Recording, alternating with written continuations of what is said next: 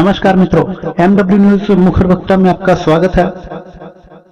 उल्लेखनीय है कि कोटा जिले की सांगोद पंचायत समिति की आवा ग्राम सेवा सहकारी समिति लिमिटेड के अध्यक्ष बन्ने सिंह जी, जो कि जिन्होंने खाद की डिमांड करी थी इफ्को से और बदले में इफ्को के द्वारा दिया गया खाद के अलावा अन्य प्रोडक्ट जैसे कि नैनो यूरिया के 5 पेटी, जिस पर बन्ने सिंह जी ने इस खाद से भरे ट्रक को अटैचमेंट नहीं लेने के लिए मांग करी और कंपनी के द्वारा कहा गया कि नैनो यूरिया तो अवश्य लेनी ही पड़ेगी। उन 5 पेटी को नहीं लेने के लिए उन्होंने कई बार निवेदन किया, लेकिन उसके बावजूद उनकी सुनवाई नहीं हुई।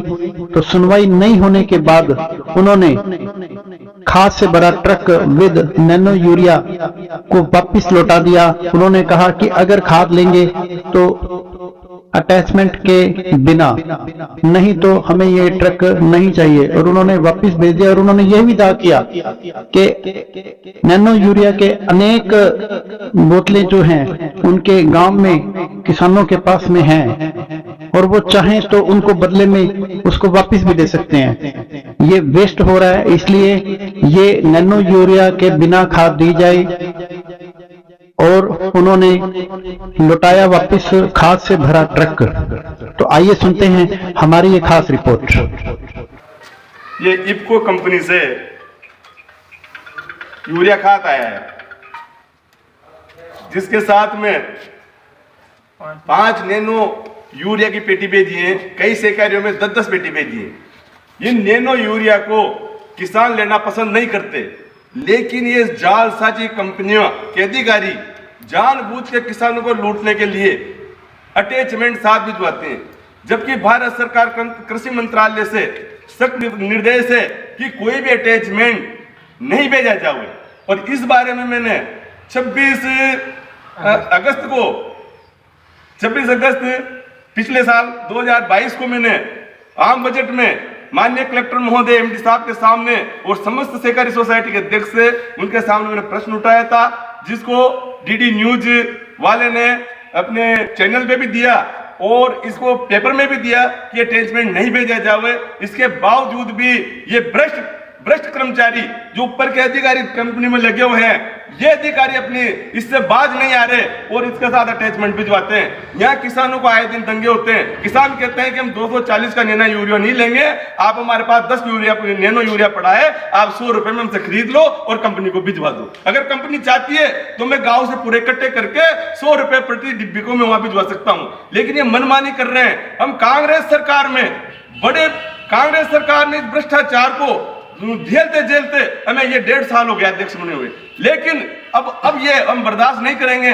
बार बार इनसे हाथाजोड़ी करी। मैंने इफ्को कंपनी से अपने लाला राम जी से फोन द्वारा कई मर्तबा ये कहा कि आप अटैचमेंट मत भेजिए, हमारे किसान नहीं लेते, अगर किसान लेते हो तो हमें कोई आपत्ति नहीं है।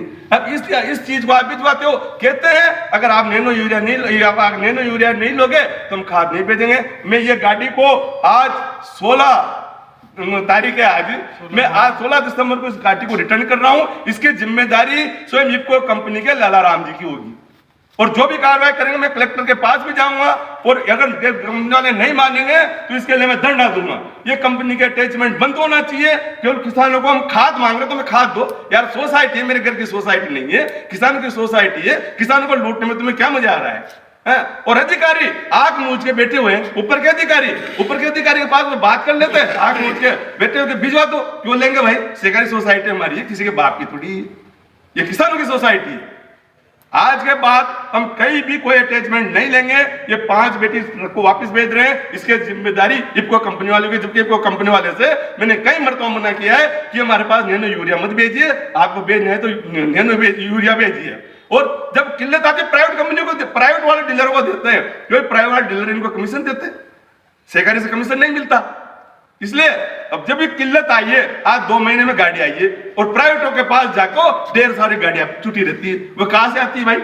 वो कहां से आती है? मैं पूछना चाहता हूं, कांग्रेस सरकार से बीजेपी सरकार आ गई, इसलिए हम सीना छाती चौड़ी करके कह रहे हैं कि आज के बाद हमारे कोई अटैचमेंट नहीं लेंगे हम। और ये सरकार को ध्यान देना चाहिए। मैं क्षेत्रीय विधायक लालजी भाई साहब से भी कहना चाहता हूं इसके माध्यम से कि इनके ऊपर अंकुश करे और भ्रष्ट कर्मचारियों के ऊपर कार्रवाई करे। और इस गाड़ी को आज मैं सभी किसानों को जागृत करता हूं और सभी यहाँ के अध्यक्षों को जागृत करना चाहता हूं कि आप बोलो, मेरी आवाज बनो। अगर आप एकजुट होंगे तो किसानों का कल्याण होगा। अगर आप में फूट रहेगी तो किसान लुटते रहेंगे और ये भ्रष्ट अधिकारी फूलते रहेंगे। इसलिए मैं इतना ही कहना चाह रहा हूं कि लाला राम जी अपने इनसे बाहर जाओ और ये अटैचमेंट हमारे यहाँ नहीं चलेगा, नहीं चलेगा, नहीं चलेगा, नहीं चलेगा। जय भारत।